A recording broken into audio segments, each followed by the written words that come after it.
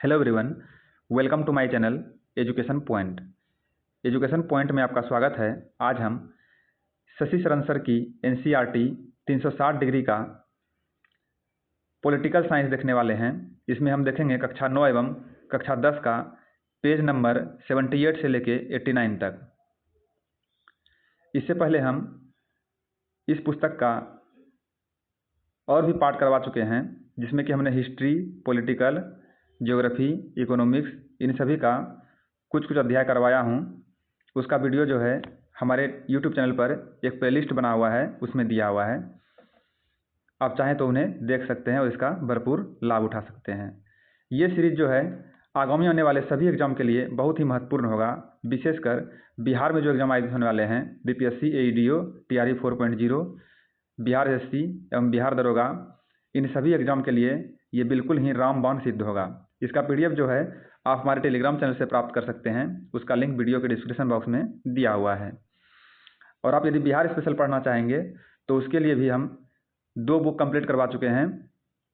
उसका पीडीएफ, उसका जो है ये प्लेलिस्ट बना हुआ है, Bihar GK GS, Bihar special GK GS,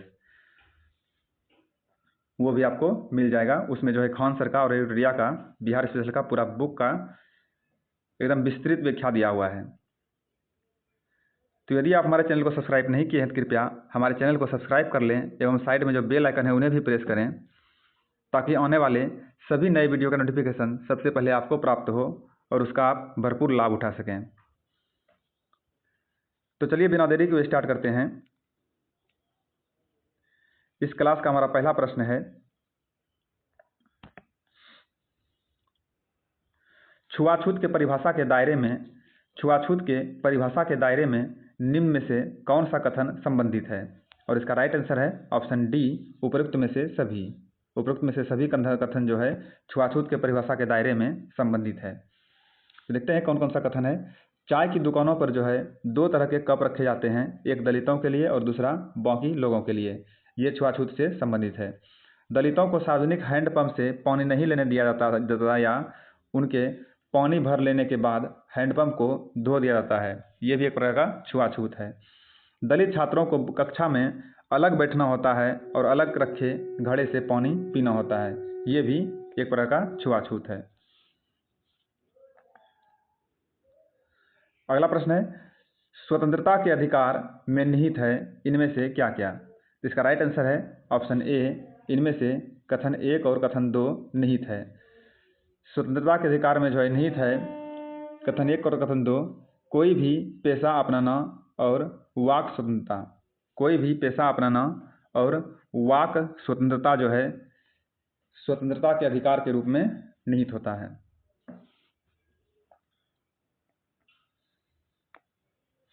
अगला प्रश्न है, प्रत्येक नागरिक को निम्न में से कौन सी स्वतंत्रता नहीं दी गई है? इसका राइट आंसर है ऑप्शन सी, अशांतिपूर्ण ढंग से जमा होने की स्वतंत्रता। अशांतिपूर्ण ढंग से जमा होने की स्वतंत्रता।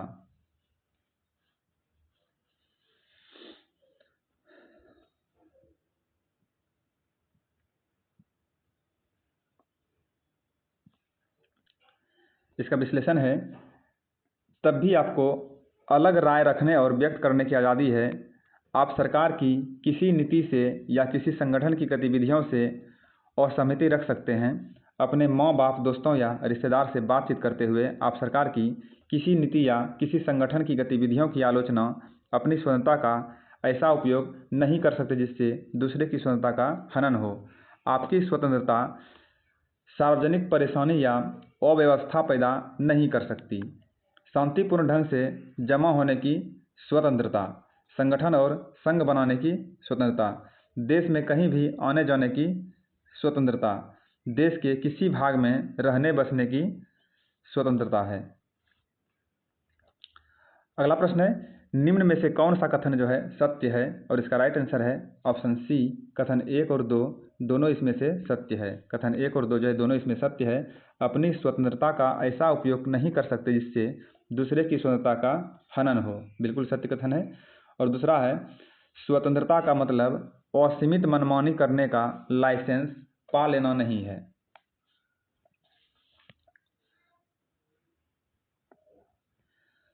इसका विश्लेषण है कि अपनी स्वतंत्रता का ऐसा उपयोग नहीं कर सकते जिससे दूसरे की स्वतंत्रता का हनन होता है। आपकी स्वतंत्रता सार्वजनिक परेशानी या अव्यवस्था पैदा नहीं कर सकती। आप वह सब करने के लिए आज़ाद हैं जिससे दूसरों को परेशानी न हो। स्वतंत्रता का मतलब असीमित मनमानी करने का लाइसेंस पा लेना नहीं है। इसी कारण समाज के व्यापक हितों को देखते हुए सरकार हमारी स्वतंत्रताओं का पर कुछ किस्म की पाबंदियां लगा सकती है। अभिव्यक्ति की आज़ादी हमारे लोकतंत्र की एक बुनियादी विशेषता है। अगला प्रश्न है, अभिव्यक्ति की आज़ादी से क्या तात्पर्य है? अभिव्यक्ति की आज़ादी से क्या तात्पर्य है? इसका राइट आंसर है ऑप्शन सी, उपयुक्त में से दोनों।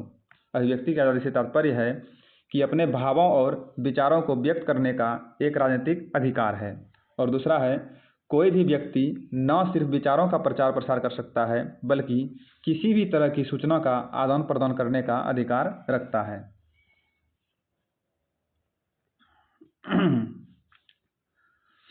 अभिव्यक्ति की आज़ादी हमारे लोकतंत्र की एक बुनियादी विशेषता है। अभिव्यक्ति की आज़ादी जो है में बोलने, लिखने और कला के विभिन्न रूपों में स्वयं को व्यक्त करना शामिल है।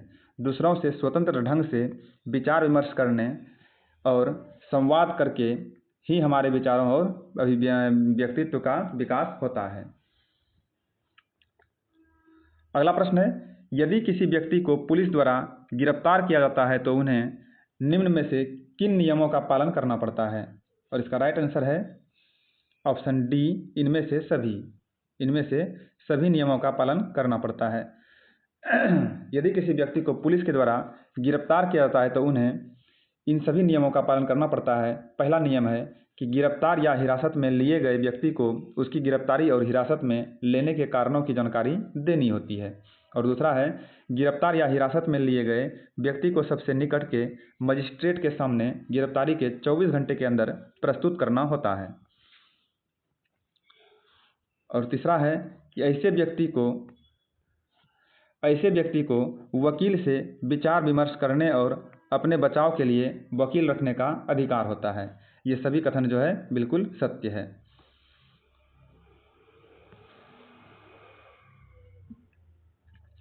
असम का कोई व्यक्ति हैदराबाद में व्यवसाय करना चाहता है।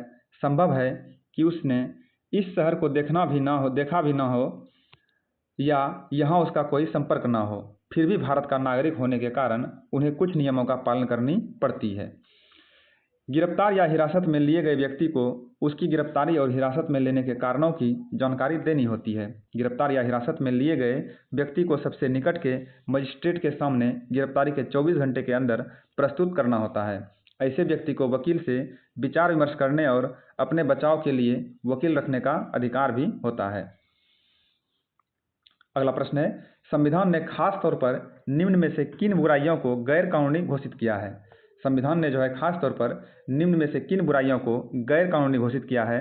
तो इसका राइट आंसर है ऑप्शन डी, उपयुक्त तीनों। अवैध व्यापार, बाल मजदूरी और बेकार प्रथा, इन तीनों को जो है गैर कानूनी घोषित किया है।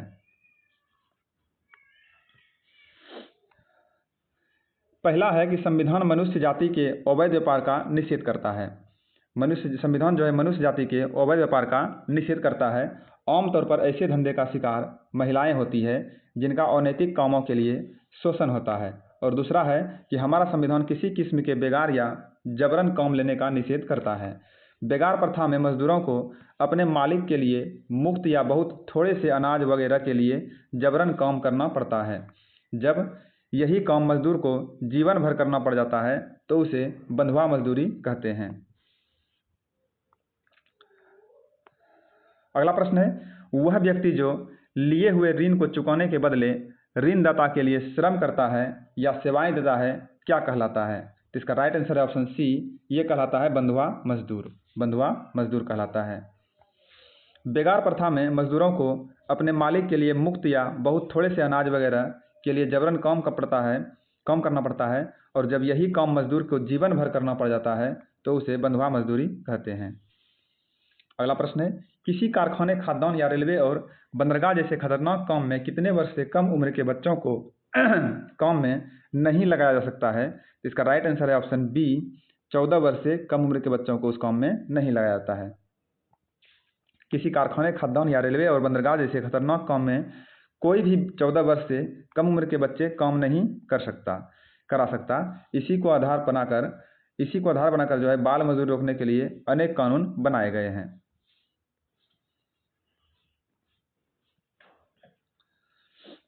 अगला प्रश्न है, धर्मनिरपेक्ष से क्या तात्पर्य है? धर्मनिरपेक्ष से क्या तात्पर्य है? तो इसका राइट आंसर है ऑप्शन डी, इनमें से कोई नहीं। इसका विश्लेषण देखेंगे तो प्रश्न का स्पष्ट पता चल जाएगा। प्रश्न के उत्तर का, स्वतंत्रता के अधिकार में धार्मिक स्वतंत्रता का अधिकार भी शामिल है और इस मामले में भी हमारे संविधान निर्माता खास तौर से चौकस थे। उन्होंने इस स्वतंत्रता को स्पष्ट रूप से अलग दर्ज किया। आप अध्याय 2 में पढ़ चुके हैं कि भारत एक धर्मनिरपेक्ष देश है। विश्व के अन्य देशों के समान भारत के अधिकांश लोग जो है अलग अलग धर्म को मानते हैं। कुछ लोग किसी भी धर्म को क्यों नहीं मानते? धर्मनिरपेक्षता इस सोच पर आधारित है कि शासन का काम व्यक्तियों के बीच के मामलों को ही देखना है, व्यक्ति और ईश्वर के बीच के मामले को नहीं। धर्मनिरपेक्ष शासन जो है वह है जहाँ किसी भी धर्म को आधिकारिक धर्म की मान्यता नहीं होती। भारतीय धर्मव्यवस्था में सभी धर्मों के प्रति शासन का समभाव रखना शामिल है। धर्म के मामले में शासन को सभी धर्मों से उदासीन और निरपेक्ष होना चाहिए। हर किसी को अपना धर्म मानने, उस पर आचरण करने और उसका प्रचार करने का अधिकार है। यही जो है धर्मनिरपेक्षता है। हर धार्मिक समूह या पंथ को अपने धार्मिक कामकाज का प्रबंधन करने की आज़ादी है। तो स्पष्ट है कि धर्मनिरपेक्ष इसी को कहा जाता है। अगला प्रश्न है, निम्नलिखित में से कौन सा कथन धर्मनिरपेक्ष के संदर्भ में असत्य है? और इसका राइट आंसर है ऑप्शन डी, औरतों को कमतर मानने या औरतों की आज़ादी का हनन करने वाले धार्मिक रीति रिवाजों पर आचरण करने की अनुमति, ये जो है वो सत्य कथन है। अब इसमें सत्य कथन क्या है तो वो भी देख लेते हैं। इसमें सत्य, ये तीनों जो है सत्य है। धर्मनिरपेक्ष शासन का मतलब किसी एक धर्म का पक्ष लेना या उसे विशेषाधिकार देना भी नहीं है। ये बिल्कुल सत्य कथन है। धर्म का प्रचार करने का अधिकार का मतलब किसी को झांसा देकर, फरेब करके, लालच देकर उससे धर्म परिवर्तन नहीं कराया सकता है। ये भी जो है सही कथन है। और तीसरा है, कोई आदमी देवता या कथित अदृश्य शक्तियों को संतुष्ट करने के लिए नर बलि या पशु बलि नहीं दे सकता है। ये तीनों कथन जो है धर्मनिरपेक्ष के संदर्भ में बिल्कुल सत्य है।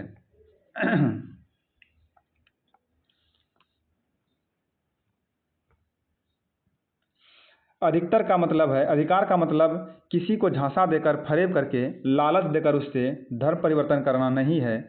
निसंदेह व्यक्ति को अपनी इच्छा से धर्म परिवर्तन करने की आज़ादी है। अपना धर्म मानने और उसके अनुसार आचरण का यह अर्थ भी नहीं है कि व्यक्ति अपने मन के अनुसार जो चाहे सो करे। जैसे कोई आदमी देवता या कथित अदृश्य शक्तियों को संतुष्ट करने के लिए नर बलि या पशु बलि नहीं दे सकता। औरतों को कमतर मानने या औरतों की आज़ादी का हनन करने वाले धार्मिक रीति रिवाजों पर आचरण करने की अनुमति नहीं है। जैसे कोई जबरदस्ती किसी विधवा या का मुंडन नहीं करा सकता या उसे सिर्फ सफ़ेद कपड़े पहनने के लिए मजबूर नहीं करा सकता। धर्मनिरपेक्ष शासन का मतलब किसी एक धर्म का पक्ष लेना या उसे विशेषाधिकार देना भी नहीं है। और न ही ऐसा शासन किसी व्यक्ति को उसकी धार्मिक मान्यताओं के कारण सजा दे सकता है या उसके साथ जो है भेदभाव कर सकता है। इसी प्रकार जो है सरकार किसी धर्म या धार्मिक संस्था को बढ़ावा देने या उसके रख रखाव के लिए कर देने के लिए किसी व्यक्ति को मजबूर नहीं कर सकती है। सरकारी शैक्षणिक संस्थानों में किसी किस्म का धार्मिक निर्देश नहीं होना चाहिए। अगर किसी शैक्षणिक संस्थान का संचालन निजी संस्था करती है तो वहाँ के किसी भी व्यक्ति को प्रार्थना में हिस्सा लेने या किसी धार्मिक निर्देश का पालन करने के लिए मजबूर नहीं किया जा सकता। अगला प्रश्न है, निम्नलिखित में से कौन सा कथन सत्य है? और इसका राइट आंसर है ऑप्शन डी, उपरोक्त में से कोई भी नहीं। इसका डी नंबर जो है राइट आंसर है। उपरोक्त में से कोई भी कथन जो है सत्य नहीं है। ये सारे कथन असत्य है। अपना धर्म मानने और उसके अनुसार आचरण का यह अर्थ भी नहीं है कि व्यक्ति अपने मन के अनुसार जो चाहे सो करे। जैसे कोई आदमी देवता या कथित अदृश्य शक्तियों को संतुष्ट करने के लिए नर बलि या पशु बलि नहीं दे सकता, औरतों को कमतर मानने या औरतों की आज़ादी का हनन करने वाले धार्मिक रीति रिवाजों पर आचरण करने की अनुमति नहीं है। जैसे कोई जबरदस्ती किसी विधवा का मुंडन नहीं करा सकता है या उसे सिर्फ सफ़ेद साड़ी पहनने के लिए मजबूर नहीं कर सकता। धर्मनिरपेक्ष शासन का मतलब किसी एक धर्म का पक्ष लेना या उसे विशेषाधिकार देना भी नहीं है। न ही ऐसा शासन किसी व्यक्ति को उसकी धार्मिक मान्यताओं के कारण सजा दे सकता है या उसके साथ भेदभाव कर सकता है। इसी प्रकार सरकार किसी धर्म या धार्मिक संस्था को बढ़ावा देने या उसके रखरखाव के लिए कर देने के किसी व्यक्ति को मजबूर नहीं कर सकती। सरकारी शैक्षणिक संस्थानों में किसी किस्म का धार्मिक निर्देश नहीं होना चाहिए। अगर किसी शैक्षणिक संस्थान का संचालन कोई निजी संस्था करती है तो वहाँ के किसी भी व्यक्ति को प्रार्थना में हिस्सा लेने या किसी धार्मिक निर्देश का पालन करने के लिए मजबूर नहीं किया जा सकता। अगला प्रश्न है, निम्नलिखित में से कौन सा कथन संविधान के अल्पसंख्यकों के सांस्कृतिक और शैक्षिक अधिकारों को स्पष्ट करता है? तो इसका राइट आंसर है ऑप्शन डी, उपरोक्त में से सभी। उपरोक्त में से सभी। नागरिकों के विशिष्ट भाषा या संस्कृति वाले किसी भी समूहों को अपनी भाषा और संस्कृति को बचाने का अधिकार है। किसी भी सरकारी या सरकारी अनुदान पाने वाले शैक्षणिक संस्थान में किसी नागरिक को धर्म या भाषा के आधार पर दाखिला लेने से नहीं रोका जा सकता और सभी अल्पसंख्यकों को अपनी पसंद का शैक्षिक संस्थान स्थापित करने और चलाने का अधिकार है।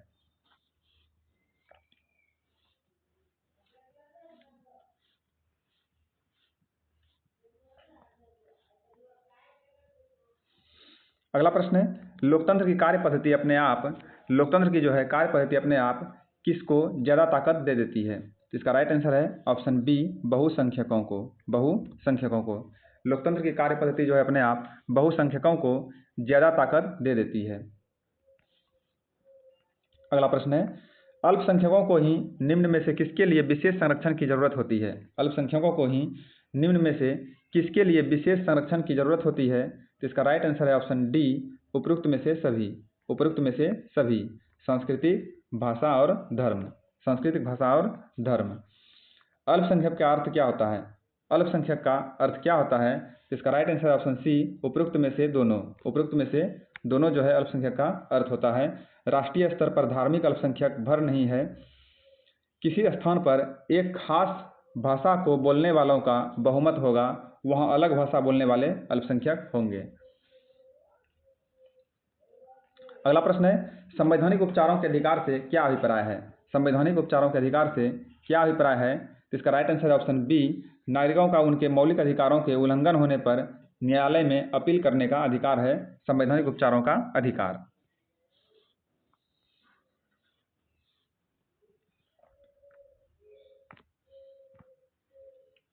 संविधान में दिए गए मौलिक अधिकार महत्वपूर्ण हैं, इसलिए इन्हें लागू किया जा सकता है। हमें उपयुक्त अधिकारों को लागू कराने की मांग करने का अधिकार है।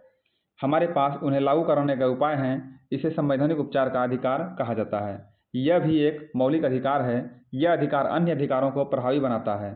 संभव है कि कई बार हमारे अधिकारों का उल्लंघन कोई और नागरिक या कोई संस्था या फिर स्वयं सरकार ही कर रही हो, पर जब इनमें से हमारे किसी भी अधिकार का उल्लंघन हो रहा हो, तब अदालत के जरिए उसे रोक सकते हैं, इस समस्या का निदान पा सकते हैं। अगला प्रश्न है, अगर कोई संस्था या स्वयं सरकार ही हमारे मौलिक अधिकारों का उल्लंघन करे तो निम्न में से हम किस न्यायालय जा सकते हैं? तो इसका राइट आंसर है ऑप्शन सी, उपरोक्त में से दोनों न्यायालय जा सकते हैं। सर्वोच्च न्यायालय या तो किसी भी राज्य के उच्च न्यायालय।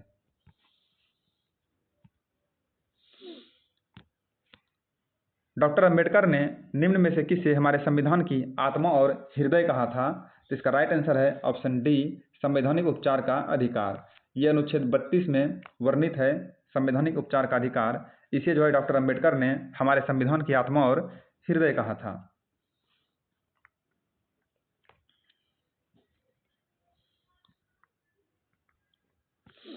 निम्न में से कौन सा कथन सत्य है? निम्न में से कौन सा कथन सत्य है? इसका राइट आंसर है ऑप्शन सी। ऑप्शन सी में है 1 और 2 दोनों कथन इसमें सत्य है। कथन 1 और 3 है। कथन 1 और 3 इसमें सत्य है। तो क्या है 1 और 3?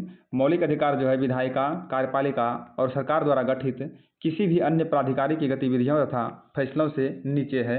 और तीसरा है विधायिका या कार्यपालिका के किसी भी फैसले या काम से मौलिक अधिकारों का हनन हो या उनमें कमी हो तो वह फैसला या काम ही अवैध हो जाएगा।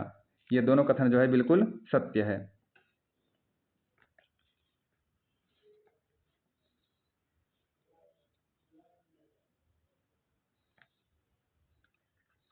अगला प्रश्न है, निम्न में से किस न्यायालय को मौलिक अधिकार लागू कराने के मामले में निर्देश देने, आदेश या रीट जारी करने का अधिकार है? तो इसका राइट आंसर है ऑप्शन सी, उपरोक्त में से दोनों। उपरोक्त में से दोनों, सर्वोच्च न्यायालय और उच्च न्यायालय दोनों को।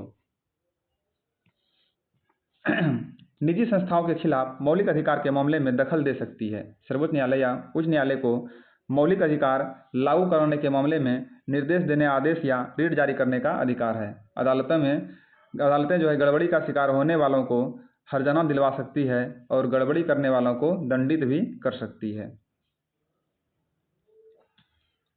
इनमें से कौन जो है बहुत शक्तिशाली है और नागरिकों के अधिकारों के लिए जो कुछ जरूरी हो वह करने में सक्षम है? तो ये है न्यायपालिका। न्यायपालिका जो है बहुत शक्तिशाली है और नागरिकों के अधिकारों के लिए जो कुछ जरूरी हो वह करने में बिल्कुल सक्षम है। अगला प्रश्न है, जनहित याचिका यानी PIL के बारे में निम्नलिखित 2 कथनों पर विचार कीजिए और सही कथन का चयन कीजिए और सही उत्तर का चयन कीजिए। तो इसका सही उत्तर है ऑप्शन ए, केवल एक नंबर कथन जो है इसका सही है। अब अगर मामला सामाजिक या सार्वजनिक हित का हो तो ऐसे मामलों में मौलिक अधिकारों के उल्लंघन को लेकर कोई भी व्यक्ति अदालत में जा सकता है। ऐसे मामलों को जनहित याचिका के माध्यम से उठाया जा सकता है। यह कथन जो है बिल्कुल सत्य है।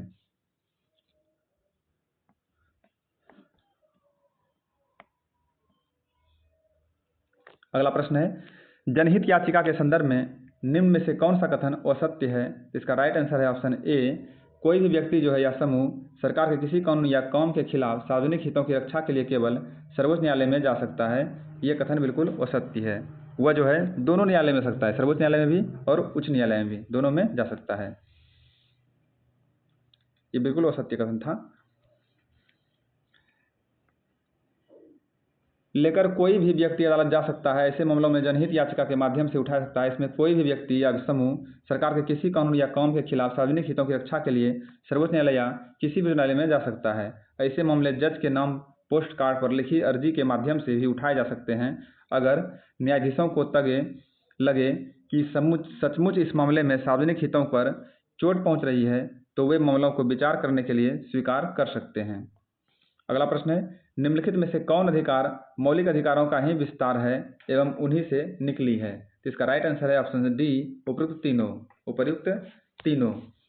पहला है प्रेस की स्वतंत्रता का अधिकार, दूसरा सूचना का अधिकार और तीसरा शिक्षा का अधिकार। कितने वर्ष तक के सभी बच्चों को मुफ्त और अनिवार्य शिक्षा दिलाना सरकार की जिम्मेदारी है? कितने वर्ष तक के सभी बच्चों को मुफ्त अनिवार्य शिक्षा दिलाना सरकार की जिम्मेदारी है? तो ये है 14 वर्ष तक के बच्चों को।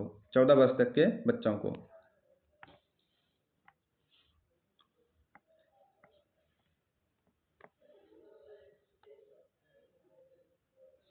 अगला प्रश्न है, हाल ही में जो है किस न्यायालय ने जीवन के अधिकार को नया विस्तार देते हुए उसमें भोजन के अधिकार को भी शामिल कर लिया है? हाल ही में किस न्यायालय ने जीवन के अधिकार को नया विस्तार देते हुए उसमें भोजन के अधिकार को भी शामिल कर दिया है? ये है सर्वोच्च न्यायालय।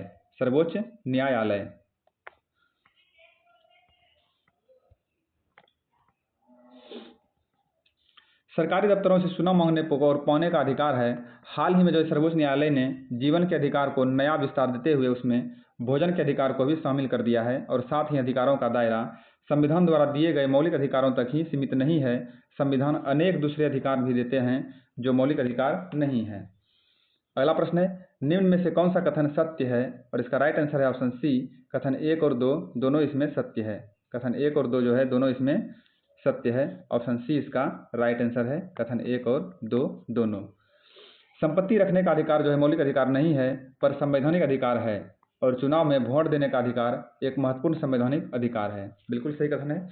दूसरा है सूचना का अधिकार जो है विचारों और अभिव्यक्ति की आज़ादी के मौलिक अधिकार के तहत ही है और हमें सरकारी दफ्तरों से सूचना मांगने और पाने का अधिकार है। ये दोनों कथन जो है बिल्कुल सत्य है। संविधान अनेक दूसरे अधिकार भी देता है जो मौलिक अधिकार नहीं है, जैसे संपत्ति रखने का अधिकार मौलिक अधिकार नहीं है पर संवैधानिक अधिकार है। चुनाव में वोट देने का अधिकार एक महत्वपूर्ण संवैधानिक अधिकार है। अधिकतर विचारों और अभिव्यक्ति की आज़ादी के मौलिक अधिकार के तहत भी है हमें सरकारी दफ्तरों से सूचना मांगने और पाने का अधिकार है। अगला प्रश्न है नागरिकों और उसके घरों की तलाशी नहीं ली जा सकती। नागरिकों और उसके घरों की तलाशी नहीं ली जा सकती, उनके फोन टैप नहीं किए जा सकते, उनकी चिट्ठी पत्री को खोलकर पढ़ा नहीं जा सकता। ये सभी निम्न में से किस अधिकार के अंतर्गत आता है? तो इसका राइट आंसर है ऑप्शन सी, ये है निजता का अधिकार के अंतर्गत। निजता का अधिकार के अंतर्गत।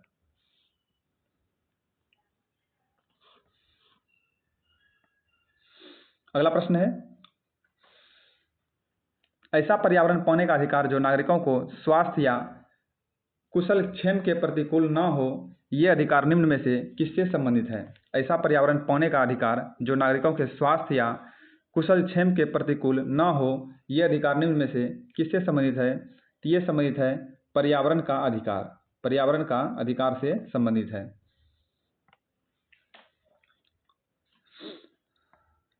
अगला प्रश्न है निम्न में से किस न्यायालय द्वारा सरकार को एक औपचारिक लिखित आदेश या रिट जारी करने का अधिकार है? तो ये है उपर्युक्त दोनों को, सर्वोच्च न्यायालय और उच्च न्यायालय दोनों को। राष्ट्रीय मानवाधिकार आयोग का गठन निम्न में से कब हुआ था? तो ये हुआ था 1993 में। राष्ट्रीय मानवाधिकार आयोग का गठन जो है 1993 में किया गया था।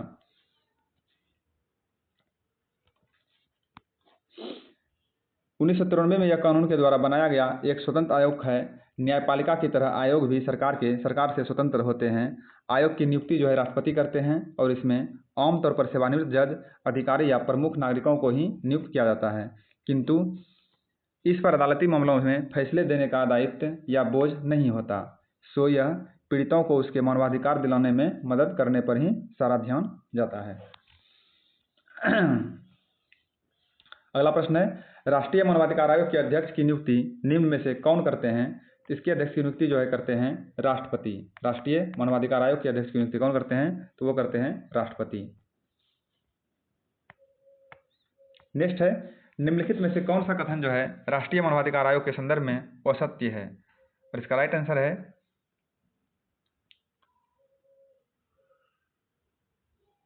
ऑप्शन डी, उपयुक्त में से कोई भी कथन असत्य नहीं है। उपयुक्त में से जो है कोई भी कथन असत्य नहीं है। दोनों कथन इसका बिल्कुल सत्य है। राष्ट्रीय मानवाधिकार आयोग जो है इसके अध्यक्ष के पद पर आमतौर पर सेवानिवृत्त जज, अधिकारी या प्रमुख नागरिकों को ही नियुक्त किया जाता है। यह कथन बिल्कुल सत्य है। और पहला कथन था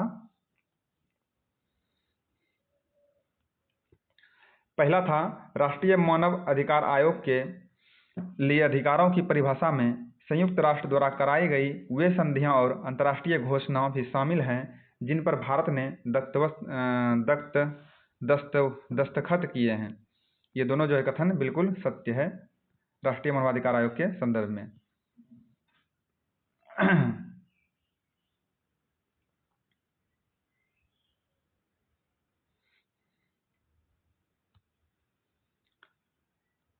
एक बार इसका विश्लेषण पढ़ते हैं, पूरा क्लियर पता चल जाएगा। इसमें संविधान पर अधिकार भी शामिल है। राष्ट्रीय मानव अधिकार आयोग के लिए अधिकारों की परिभाषा में संयुक्त राष्ट्र द्वारा कराई गई वे संधियां और अंतर्राष्ट्रीय घोषणाएं भी शामिल हैं जिन पर भारत ने दस्तखत किए हैं। राष्ट्रीय मानव अधिकार आयोग जो है खुद को सजा नहीं दे सकता, यह जिम्मेवारी अदालतों की है। आयोग का काम है मानवाधिकार के उल्लंघन के किसी मामले में स्वतंत्र और विश्वसनीय जांच कराना। यह उन मामले इस मामले में पहल की। यह 1993 में कानून के द्वारा बनाया गया एक स्वतंत्र आयोग है। न्यायपालिका की तरह जो है आयोग भी सरकार से स्वतंत्र होते हैं। आयोग की नियुक्ति राष्ट्रपति करते हैं और इसमें आमतौर पर सेवानिवृत्त जज, अधिकारी या प्रमुख नागरिकों को ही नियुक्त किया जाता है। अगला प्रश्न है, निम्न में से जो है कौन सा कथन सत्य है? और इसका राइट आंसर है ऑप्शन सी, उपरोक्त में से दोनों कथन जो है सत्य है। कथन 1 और 2 दोनों इसमें सत्य है। राष्ट्रीय मानवाधिकार आयोग जो है खुद किसी को सजा नहीं दे सकता है, बल्कि यह जिम्मेवारी अदालतों की है। और दूसरा है कि राष्ट्रीय मानवाधिकार आयोग का काम है मानवाधिकार के उल्लंघन के किसी मामलों में स्वतंत्र और विश्वसनीय जांच करना।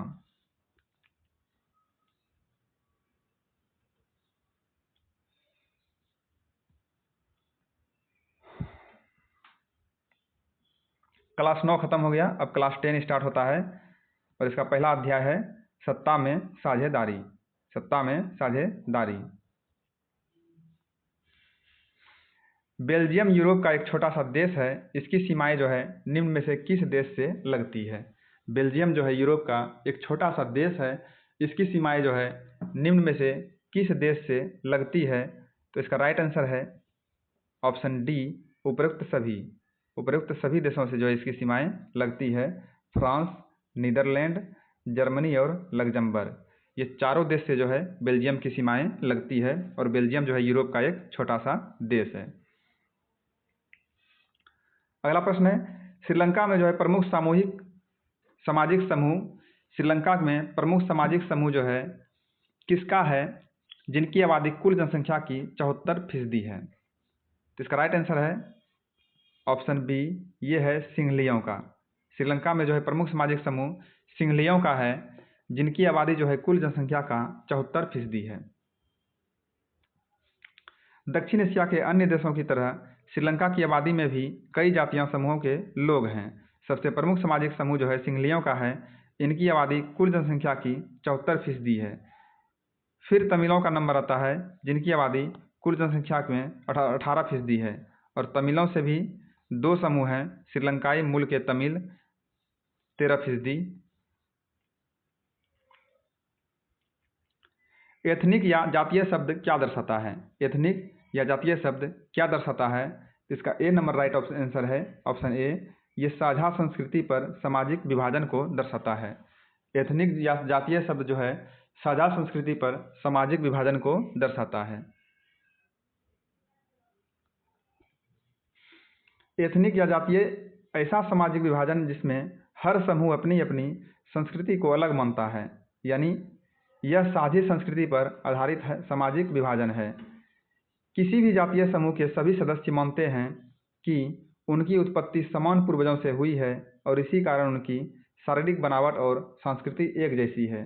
जरूरी नहीं कि ऐसे समूह के सदस्य किसी एक धर्म के मानने वाले हों या उनकी राष्ट्रीयता एक हो। अगला प्रश्न है, श्रीलंका एक स्वतंत्र राष्ट्र जो है कब बना था? मतलब किस सन में श्रीलंका एक स्वतंत्र राष्ट्र बना था? तो इसका राइट आंसर है ऑप्शन बी, 1948 में। 1948 में। 1947 में जो है भारत आज़ाद हुआ और 1948 में जो है श्रीलंका एक स्वतंत्र राष्ट्र के रूप में उभरा।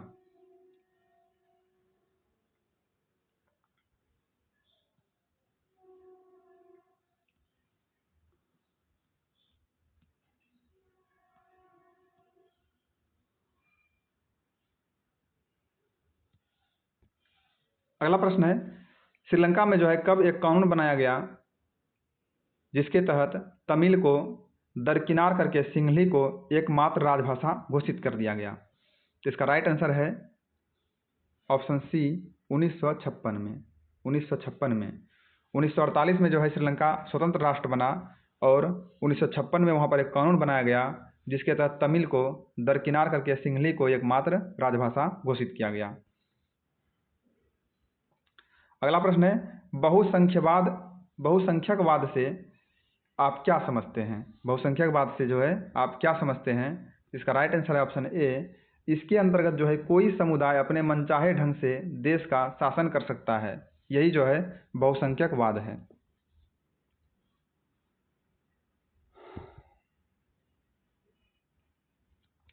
श्रीलंका में जो है कब जाकर गृह युद्ध का अंत हुआ था?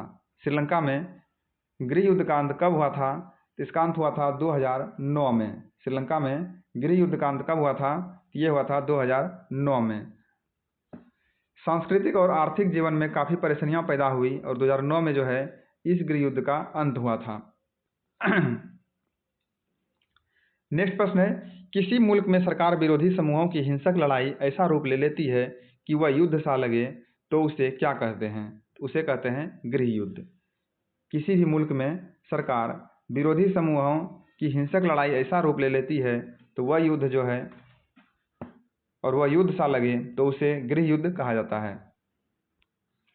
अगला प्रश्न है, बेल्जियम सरकार के मॉडल से संबंधित निम्नलिखित में से सही विकल्प का चयन कीजिए। बेल्जियम सरकार के मॉडल से संबंधित जो है निम्नलिखित में से सही विकल्प का चयन कीजिए। तो इसका राइट आंसर है ऑप्शन सी, 1 और 3 दोनों। 1 और 3, कथन 1 और 3 क्या है? संविधान में यह प्रावधान है कि सरकार में डच और फ्रेंच भाषी मंत्रियों की संख्या समान रहेगी। और तीसरा है, ब्रुसेल्स में अलग सरकार है और इसमें दोनों समुदायों का समान प्रतिनिधित्व है। ये दोनों कथन जो है बिल्कुल सही है। अब इसका विश्लेषण देखेंगे हम कि बेल्जियम जो है, बेल्जियम की समझदारी जो है, बेल्जियम के नेताओं ने श्रीलंका से अलग रास्ता अपनाने का फैसला किया। उन्होंने क्षेत्रीय अंतरों और सांस्कृतिक विविधता को स्वीकार किया और 1970 और 1993 के बीच उन्होंने अपने संविधान में 4 संशोधन सिर्फ इस बात के लिए किए कि देश में रहने वाले किसी भी आदमी को बेगानेपन का एहसास न हो और सभी मिलजुल कर रह सके। उन्होंने जो है इसके लिए जो व्यवस्था की वह बहुत ही कल्पनाशील है तथा कोई और देश ऐसा नहीं कर पाया। बेल्जियम के मॉडल विशेष जानकारियों के लिए देखें बॉक्स। बेल्जियम के मॉडल की कुछ अन्य मुख्य बातें निम्नलिखित है। इस संविधान में जो है इस बात का स्पष्ट प्रावधान है कि केंद्रीय सरकार में डच और फ्रेंच भाषी मंत्रियों की संख्या समान रहेगी। कुछ विशेष समूह के सांसदों का बहुमत उसके पक्ष में हो। इस प्रकार किसी एक समुदाय के लोग एक तरफा फैसला नहीं कर सकते। केंद्र सरकार की अनेक शक्तियां देश के 2 इलाकों की क्षेत्रीय सरकारों को सुपुर्द कर दी गई है, यानी राज्य सरकारें केंद्रीय सरकार के अधीन नहीं है। ब्रुसेल्स में अलग सरकार है और इसमें दोनों समुदायों का समान प्रतिनिधित्व है। फ्रेंच भाषी लोगों ने ब्रुसेल्स में समान प्रतिनिधित्व के इस प्रस्ताव को स्वीकार किया क्योंकि डच भाषी लोगों ने केंद्रीय सरकार में बराबरी का प्रतिनिधित्व स्वीकार किया था। अगला प्रश्न है, यूरोपीय संघ का मुख्यालय कहाँ है? यूरोपीय संघ का मुख्यालय जो है ये है ब्रुसेल्स में। यूरोपीय संघ का मुख्यालय कहाँ है? इसका मुख्यालय है ब्रुसेल्स में। निम्नलिखित में से कौन सा कथन असत्य है? निम्नलिखित में से कौन सा कथन असत्य है? तो इसका राइट आंसर है ऑप्शन बी। इसमें जो है ये कथन असत्य है कि सामुदायिक सरकार का चुनाव भिन्न भिन्न भाषा बोलने वाले लोग करते हैं। ये कथन बिल्कुल असत्य है। तो इसमें सत्य कथन कौन सा है? तो बाकी सब जो बचा है वो सत्य कथन है। बेल्जियम में केंद्रीय और राज्य सरकारों के अलावा यहाँ एक तीसरे स्तर की सरकार भी काम करती है, यानी सामुदायिक सरकार। ये जो है बिल्कुल सत्य कथन है। डच, फ्रेंच और जर्मन बोलने वाले समुदायों के लोग चाहे वे जहाँ भी रहते हो, इस सामुदायिक सरकार को चुनते हैं। ये भी सत्य कथन है। और तीसरा है, सामुदायिक सरकार को संस्कृति, शिक्षा और भाषा जैसे मसलों पर फैसले लेने का अधिकार है। ये तीनों कथन जो है सत्य है।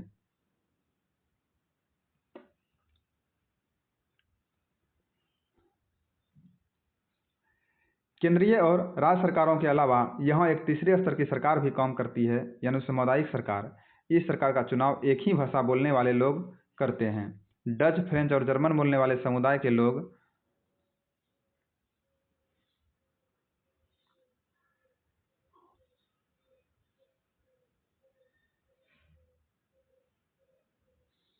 चाहे वो जहाँ भी रहते हो इस सामुदायिक सरकार को चुनते हैं। इस सरकार को संस्कृति, शिक्षा और भाषा ऐसे मसलों पर फैसले लेने का अधिकार है। अगला प्रश्न है, निम्न में से कौन सा कथन सत्य है? और इसका राइट आंसर है ऑप्शन सी। कथन 1 और कथन 2 जो है इनमें दोनों सत्य है। कथन 1 और 2 जो है दोनों इसमें सत्य है। बेल्जियम के नेताओं को लगा कि विभिन्न समुदाय और क्षेत्रों की भावनाओं का आदर करने पर ही देश की एकता जो है संभव है। अगर बहुसंख्यक समुदाय दूसरों पर प्रभुत्व कायम करने और सत्ता में उनको हिस्सेदार न बनाने का फैसला करता है तो इससे देश की एकता ही संकट में पड़ सकती है।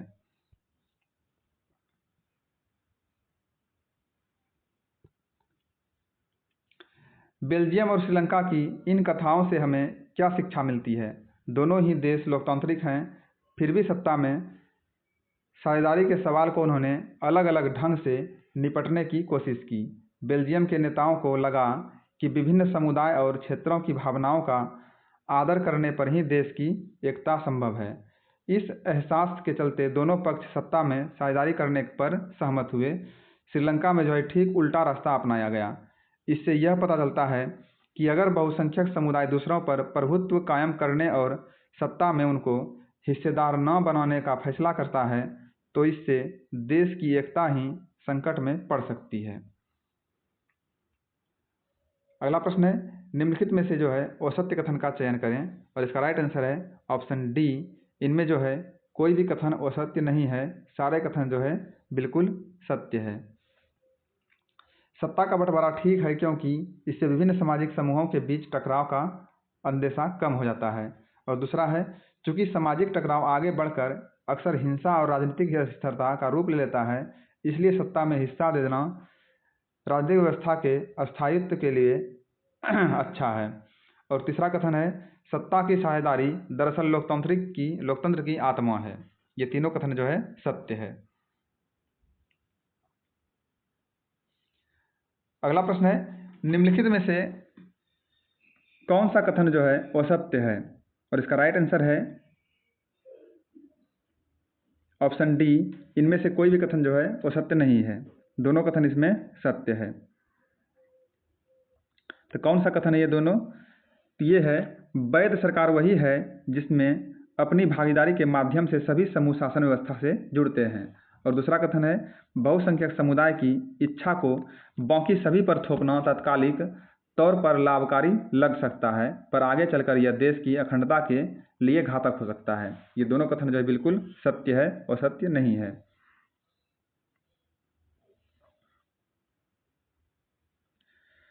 देखते हैं इसका विश्लेषण भी एक बार देखेंगे। वैध सरकार वही है जिसमें अपनी भागीदारी के माध्यम से सभी समूह शासन व्यवस्था से जुड़ते हैं। इन दो तर्कों में से एक को हम युक्तिपरक स्थायित्व के लिए अच्छा है और बहुसंख्यक समुदाय की इच्छा को बाकी सभी पर थोपना तात्कालिक तौर पर लाभकारी लग सकता है, पर आगे चलकर यह देश की अखंडता के लिए घातक हो सकता है। बहुसंख्यक का अत्याचार सिर्फ अल्पसंख्यकों के लिए ही परेशानी पैदा नहीं करता, अक्सर यह बहुसंख्यकों के लिए भी हानिकारक होता है। अगला प्रश्न है, सत्ता की साझेदारी का विचार सामने निम्न में से किस कारण से आया है? और इसका राइट आंसर है ऑप्शन ए। ये आया है, राजनीतिक सत्ता का बंटवारा नहीं किया जा सकता है, इस कारण से आया है। राजनीतिक सत्ता का बंटवारा नहीं किया जा सकता है, इस कारण से आया है।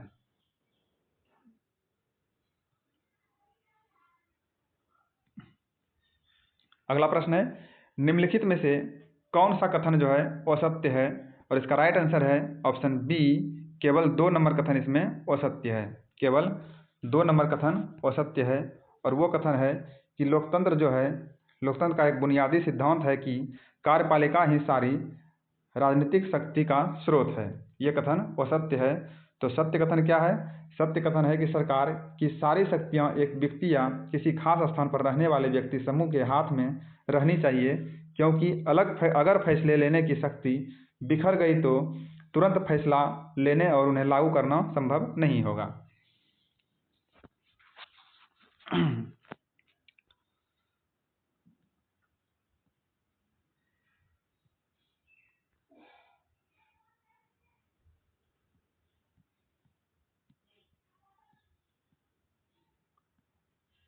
अगला प्रश्न है, लोकतांत्रिक शासन को अच्छा माना जाता है क्योंकि लोकतांत्रिक शासन को अच्छा माना जाता है क्योंकि इसका राइट आंसर है ऑप्शन डी, उपरोक्त सभी। लोकतांत्रिक सत्ता को जो है अच्छा माना जाता है, लोकतांत्रिक शासन को अच्छा माना है क्योंकि लोकतंत्र में लोग स्वयं शासन की संस्थाओं के माध्यम से अपना शासन चलाते हैं, इसलिए उन्हें अच्छा माना जाता है। और दूसरा है कि एक अच्छे लोकतांत्रिक शासन में समाज के विभिन्न समूहों और उनके विचारों को उचित सम्मान दिया जाता है और सार्वजनिक नीतियाँ जो है तय करने में सबकी बातें शामिल होती है, इसलिए लोकतांत्रिक शासन अच्छा माना जाता है। और तीसरा है, लोकतंत्र में जो है ज़्यादा से ज़्यादा नागरिकों को राजनीतिक सत्ता में हिस्सेदार बनाया जाए, इसलिए लोकतांत्रिक शासन जो है अच्छा माना जाता है। अगला प्रश्न है, हमारे देश में कार्यपालिका सत्ता का उपयोग करती जरूर है, पर यह किसके अधीन कार्य करती है? हमारे देश में कार्यपालिका सत्ता का उपयोग करती जरूर है, पर यह जो है किसके अधीन कार्य करती है? तो ये जो है विधानसभा के नहीं, ये जो है संसद के अधीन कार्य करती है। ये कार्य करती है संसद के अधीन। अगला प्रश्न है, न्यायपालिका की नियुक्ति निम्नलिखित में से कौन करता है? न्यायपालिका नियुक्ति जो है निम्नलिखित में से कौन करता है? तो उसकी नियुक्ति करता है कार्यपालिका। उसकी नियुक्ति करता है कार्यपालिका। ऑप्शन बी इसका राइट आंसर है। न्यायपालिका की नियुक्ति कौन करता है? तो उसकी नियुक्ति करती है कार्यपालिका। न्यायपालिका की नियुक्ति जो है कार्यपालिका करती है, पर न्यायपालिका ही कार्यपालिका पर और विधायिका द्वारा बनाए कानूनों पर अंकुश रखती है। इस व्यवस्था को नियंत्रण और संतुलन की व्यवस्था कहते हैं।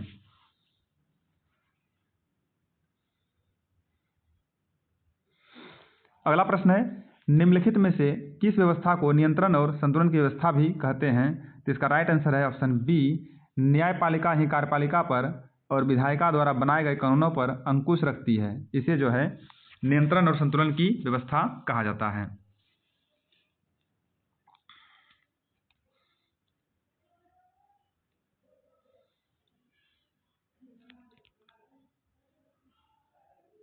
अगला प्रश्न है, पूरे देश के लिए बनने वाली ऐसी सामान्य सरकार को अक्सर कौन सा सरकार कहता है? पूरे देश के लिए बनने वाली ऐसी सामान्य सरकार को जो है अक्सर क्या कहा जाता है? तो उसे कहा जाता है संघ सरकार। संघ सरकार कहा जाता है। पूरे देश के लिए बनने वाली ऐसी सामान्य सरकार को अक्सर संघ या केंद्र सरकार कहते हैं। प्रांतीय या क्षेत्रीय स्तर की सरकारों को हर जगह अलग अलग नामों से पुकारा जाता है। भारत में हम इन्हें राज्य सरकार कहते हैं। हर देश में बंटवारा ऐसा ही नहीं है, कई देशों में प्रांतीय या क्षेत्रीय सरकारें नहीं है।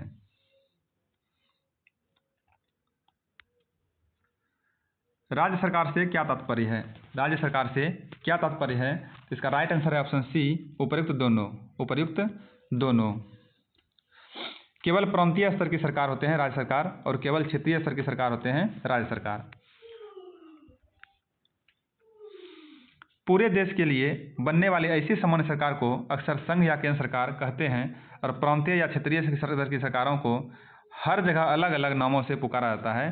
भारत में हम इन्हें राज्य सरकार कहते हैं। हर देश में बंटवारा ऐसा ही नहीं है, कई देशों में प्रांतीय या क्षेत्रीय सरकारें नहीं है। अगला प्रश्न है, राज्य सरकारों के नीचे के स्तर की सरकारों को निम्न में से किस नाम से जानते हैं? उसे जानते हैं उपरोक्त दोनों के नाम से। राज्य सरकार को नीचे के स्तर की सरकारों को जो है हम नगर पालिका के नाम से जानते हैं और पंचायत के नाम से जानते हैं। राज्य सरकारों से नीचे स्तर की सरकारें के लिए जो है ऐसी ही व्यवस्था हो सकती है। नगर पालिका और पंचायतें ऐसी इकाइयां हैं उच्चतर और निम्नतर स्तर पर सरकारों की बीच सत्ता के ऐसे बंटवारे को ऊर्ध्वाधर वितरण कहा जाता है।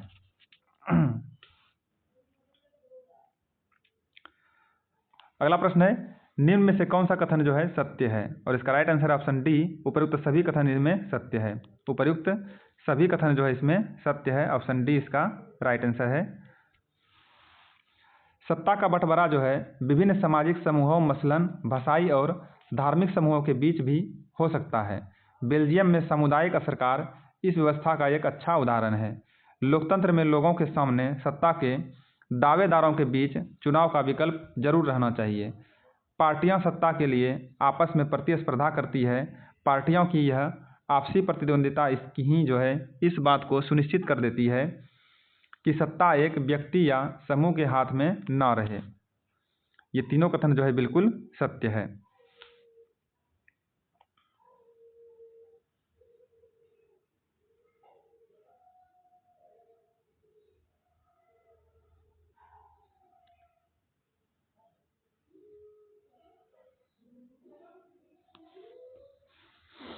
सत्ता का बंटवारा विभिन्न सामाजिक समूहों मसलन भाषाई और धार्मिक समूहों के बीच भी हो सकता है। बेल्जियम में सामुदायिक सरकार इस व्यवस्था का एक अच्छा उदाहरण है। कुछ देशों के संविधान प्रकार के दबावन्य समूह दालना क्षमा इमा शासन को प्रभावित और नियंत्रित करने के तरीकों में भी लक्ष्य कर सकते हैं। लोकतंत्र में लोगों के सामने सत्ता के दावेदारों के बीच चुनाव का विकल्प जरूर रहना चाहिए। समकालीन लोकतांत्रिक व्यवस्थाओं में यह विकल्प विभिन्न पार्टियों के रूप में उपलब्ध होता है। पार्टियां सत्ता के लिए आपस में प्रतिस्पर्धा करती है। पार्टियों की यह आपसी प्रतिद्वंदिता ही इस बात को सुनिश्चित कर देती है।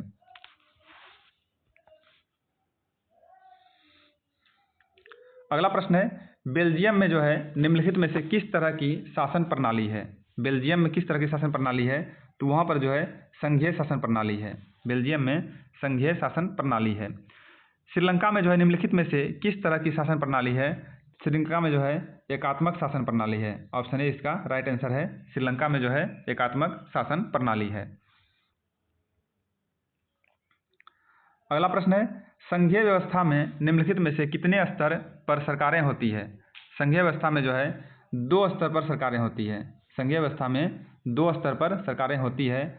आमतौर पर संघीय व्यवस्था में जो 2 स्तर की सरकारें होती है, इसमें एक सरकार पूरे देश के लिए होती है, जिसके पास जो है जिसके जिम्मे राष्ट्रीय महत्व के विषय होते हैं, और फिर राज्य या प्रांतों के स्तर की सरकारें होती है, जो शासन के दैनंदिन कामकाज को देखती है। अगला प्रश्न है, आज के समय में निम्न में से कितने देशों में संघीय शासन व्यवस्था है? आज के समय में जो है संघीय शासन व्यवस्था जो है 25 देशों में है। 25 देशों में संघीय शासन व्यवस्था है। दुनिया के 193 देशों में से केवल 25 देशों में ही संघीय शासन व्यवस्था है, लेकिन इन देशों में दुनिया की 40% जनसंख्या रहती है। दुनिया के अधिकतर बड़े देश संघीय है। अगला प्रश्न है, संघीय व्यवस्था के अंतर्गत निम्न में से कौन से स्तर के 2 सरकारें होते हैं? इसका राइट आंसर है ऑप्शन सी उपर्युक्त दोनों। संघीय व्यवस्था के अंतर्गत जो है निम्न में से कौन से सरकार होते हैं, कौन से स्तर के? तो इसका राइट आंसर है ऑप्शन सी उपर्युक्त दोनों। ये होते हैं पूरे देशों के स्तर पर और राज्य और प्रांत स्तर पर।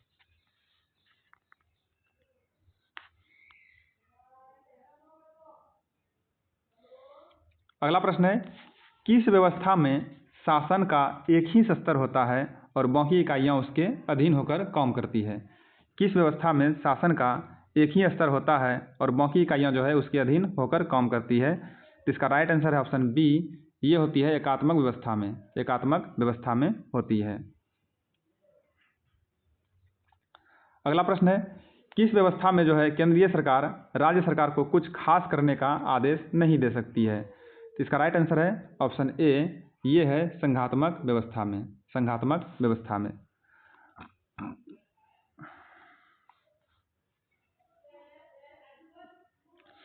अगला प्रश्न है, अलग अलग स्तर की सरकारें एक ही नागरिक समूह पर शासन करती है, पर कानून बनाने, कर वसूलने और प्रशासन का उनका अपना अपना अधिकार क्षेत्र होता है। अलग अलग स्तर की सरकारें जो है एक ही नागरिक समूह पर शासन करती है, पर कानून बनाने, कर वसूलने और प्रशासन का उनका अपना अधिकार क्षेत्र होता है। अगला प्रश्न है, संघीय व्यवस्था की प्रमुख विशेषता निम्नलिखित में से कौन है? और इसका राइट आंसर है ऑप्शन डी, उपरोक्त सभी जो है संघीय व्यवस्था की प्रमुख विशेषता होते हैं। यहाँ सरकार जो है 2 या 2 से अधिक स्तरों वाली होती है। वित्तीय स्वायत्तता निश्चित करने के लिए विभिन्न स्तर की सरकारों के लिए राजस्व के अलग अलग स्रोत निर्धारित हैं। संविधान के मौलिक प्रावधानों को किसी एक स्तर की सरकार अकेले नहीं बदल सकती। ऐसे बदलाव दोनों स्तर की सरकारें की सहमति से ही हो सकते हैं। ये सभी जो है बिल्कुल सही कथन है।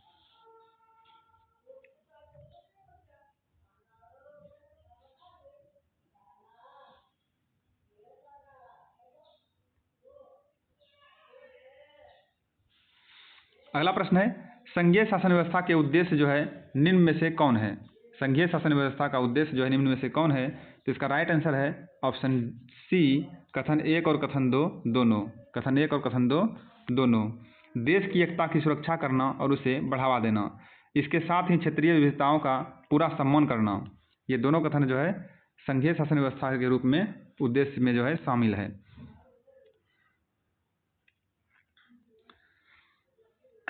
अगला प्रश्न है, संघीय शासन व्यवस्था जो है निम्नलिखित में से किस तरह से गठित होती है?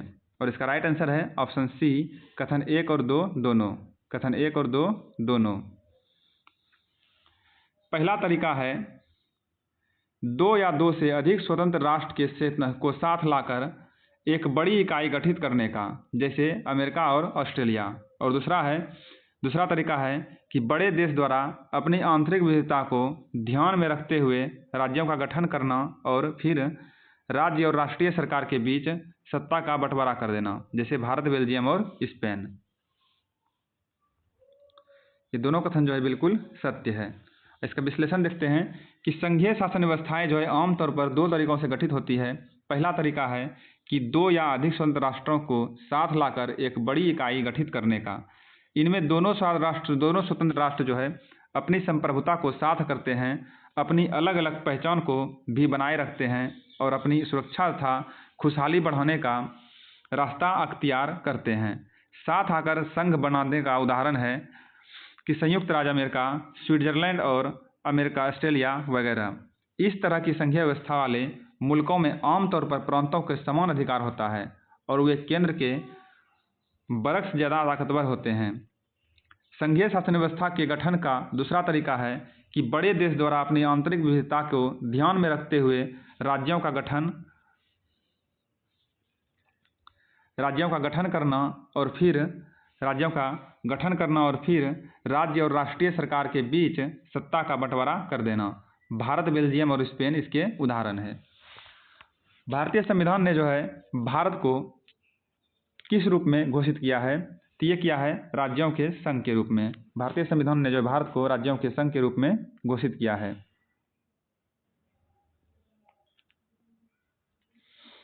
अगला प्रश्न है, संविधान ने मौलिक रूप से कितने स्तरीय शासन व्यवस्था का प्रावधान है? संविधान ने जो है मौलिक रूप से कितने स्तरीय शासन व्यवस्था का प्रावधान किया था?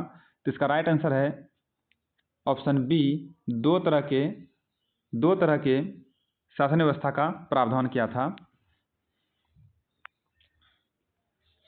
संविधान जो है मौलिक रूप से 2 स्तरीय शासन व्यवस्था का प्रावधान किया था, संघ सरकार और राज्य सरकार। अगला प्रश्न है, संविधान में स्पष्ट रूप से केंद्र और राज्य सरकारों के बीच विधायी अधिकारों को कितने हिस्से में बांटा गया है? तो इसका राइट आंसर है ऑप्शन सी, 3 हिस्सों में बांटा गया है। 3 हिस्सों में। संविधान में जो है स्पष्ट रूप से केंद्र और राज्य सरकारों के बीच विधायी अधिकारों को 3 हिस्सों में बांटा गया है। ये 3 सूचियां इस प्रकार हैं: संघ सूची, राज्य सूची और समवर्ती सूची। प्रतिरक्षा, विदेशी मामले, बैंकिंग, संचार और मुद्रा जैसे राष्ट्रीय महत्व के विषय निम्नलिखित में से किस सूची से संबंधित हैं? तो ये संबंधित हैं संघ सूची से। संघ सूची में जो है प्रतिरक्षा, विदेशी मामला, बैंकिंग, संचार और मुद्रा जैसे राष्ट्रीय महत्व के विषय हैं। पूरे देश के लिए इन मामलों में एक तरह की नीतियों की जरूरत है। इसी कारण इन विषयों को संघ सूची में डाला गया है। अगला प्रश्न है, संघ सूची में वर्णित विषयों के बारे में कानून बनाने का अधिकार जो है सिर्फ केंद्र सरकार को है। संघ सूची में वर्णित विषयों के बारे में जो है कानून बनाने का अधिकार किसको है? तो वो जो है सिर्फ केंद्र सरकार को ही है। संघ सूची में प्रतिरक्षा, विदेशी मामले, बैंकिंग, संचार और मुद्रा जैसे राष्ट्रीय महत्व के विषय हैं। पूरे देश के लिए जो है इस मामलों की एक तरह की नीतियों की जरूरत होती है। इसी कारण इन विषयों को संघ सूची में डाला गया है। संघ सूची में वर्णित विषयों के बारे में कानून बनाने का अधिकार जो है सिर्फ केंद्र सरकार को है, अन्य किसी को नहीं है। अगला प्रश्न है, पुलिस, व्यापार, वाणिज्य, कृषि और सिंचाई जैसे प्रांतीय और स्थानीय महत्व के विषय में निम्नलिखित में से किस सूची में संबंधित है? पुलिस, व्यापार, वाणिज्य, कृषि और सिंचाई जैसे प्रांतीय और स्थानीय महत्व के विषय जो है निम्न में से किस सूची से संबंधित है? तो ये संबंधित है राज्य सूची से संबंधित है। राज्य सूची में जो है पुलिस, व्यापार, वाणिज्य, कृषि और सिंचाई जैसे प्रांतीय और स्थानीय महत्व के विषय हैं। राज्य सूची में वर्णित विषय के बारे में सिर्फ राज्य सरकार ही कानून बना सकती है।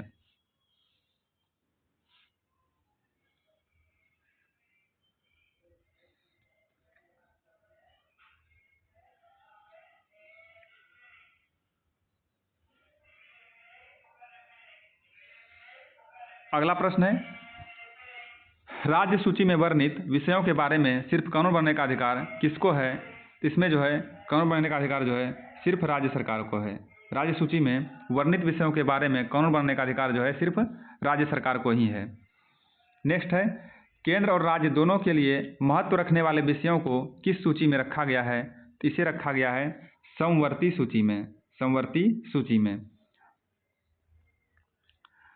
समवर्ती सूची में जो है शिक्षा, वन, मजदूर संघ, विवाह, गोद लेना और उत्तराधिकार जैसे वे विषय हैं जो केंद्र के साथ राज्य सरकारें की साझी दिलचस्पी में आते हैं। इन विषयों पर कानून बनाने का अधिकार जो है राज्य सरकार और केंद्र सरकार दोनों को ही है, लेकिन जब दोनों के कानूनों में टकराव हो तो केंद्र सरकार द्वारा बनाया गया कानून ही मान्य होता है। अगला प्रश्न है, निम्न में से किस पर जो है राज्य सरकार कानून बना सकती है? इसका राइट आंसर है ऑप्शन डी, उपयुक्त सभी पर। उपयुक्त सभी पर जो है राज्य सरकार कानून बना सकता है, क्योंकि ये सब जो है राज्य सूची का विषय है। पुलिस, व्यापार और वाणिज्य, इन सभी पर जो है राज्य सरकार कानून बना सकती है। अगला प्रश्न है, केंद्र और राज्य सरकार द्वारा जब एक ही विषय पर बनाए गए कानून पर आपसी टकराव होता है तो किस सरकार द्वारा बनाया गया कानून मान्य होता है? तो उसमें जो है केंद्र सरकार के द्वारा बनाया गया कानून मान्य होता है। अगला प्रश्न है, शिक्षा, वन, मजदूर संघ, विवाह, गोद लेना और उत्तराधिकार जैसे विषय निम्न में से किस सूची से संबंधित है? यह संबंधित है समवर्ती सूची से। समवर्ती सूची से संबंधित है।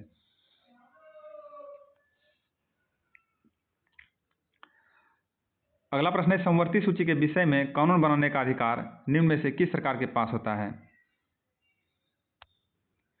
समवर्ती सूची के विषय में जो है कानून बनाने का अधिकार निम्न में से किस सरकार के पास होता है? इसमें जो है प्राप्त होता है केंद्र सरकार और राज्य सरकार दोनों को। केंद्र सरकार और राज्य सरकार जो है दोनों मिलकर समवर्ती सूची के विषय में कानून बना सकते हैं, और यदि कानून बनाने में यदि टकराव हो दोनों में तो उसमें केंद्र सरकार का ही जो है कानून माना जाएगा। इस तरह से हमारा ये क्लास यहीं पे समाप्त होता है। मिलते हैं अगले क्लास में। इसका पीडीएफ जो है आप हमारे टेलीग्राम चैनल से प्राप्त कर सकते हैं, जिसका लिंक वीडियो के डिस्क्रिप्शन बॉक्स में मैं दिया हुआ हूँ। और जो है बिहार में सभी एग्जाम के लिए बिहार स्पेशल से प्रश्न बहुत पूछे जाते हैं, लगभग 15 से 20 प्रश्न पूछे ही जाते हैं। तो उसके लिए जो है मैं बहुत ही महत्वपूर्ण पुस्तक है खान सर का और एडिटोरिया का, इन दोनों पुस्तक को कंप्लीट करवा चुका हूँ। उसका वीडियो जो है उसके वीडियो का प्लेलिस्ट हमारे यूट्यूब चैनल पर दिया हुआ है। प्लेलिस्ट का नाम है बिहार स्पेशल जीके जीएस। उसका लिंक मैं हमारे वीडियो के आइकन में दे दूंगा, आप वहाँ से जुड़ सकते हैं, नहीं तो वीडियो में प्लेलिस्ट के ऑप्शन में जाके आप उसमें देख सकते हैं। तो चलिए आज का क्लास हम यहीं तक रखते हैं। मिलते हैं अगले क्लास में, और अगला क्लास मेरा जो है हिस्ट्री का होने वाला है। धन्यवाद।